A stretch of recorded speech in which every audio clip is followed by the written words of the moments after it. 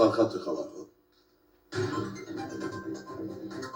رئیس جمهور در مراسم روز آتش نشانی خود باوری ملت ایران رمز پیروزی در برابر تحریم هاست. دولت برای عزت و سربلندی کشور از هیچ تلاشی دریغ نخواهد. تصور این که بتونن ایران ما رو، مردم ما رو به زانو در بیارن، تصوری است که در خوابش ببینن.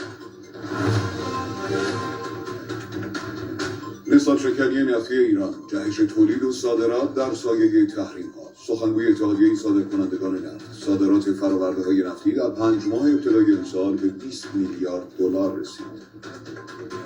روند صادرات ما به خاطر قطعنامه‌های سازمان ملل تأثیری نپذیرفت.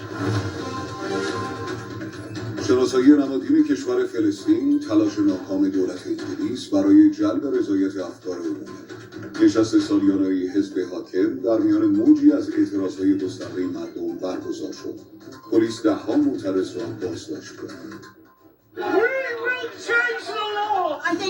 دولت بی‌توجهی به خواست مردم، دولت ما حمایت مردم را از دست داده و به علت حمایت از اسرائیل که در حال نسل کشی فلسطینی ها هست منفور مردم شده. برداشت 65% صادرات محصولات شیلاتی از مزارع عادی پروری گیلان. بیش از 21,000 تن انواع ماهی و فرآورده از این مزارع راهی بازارهای جهانی شد.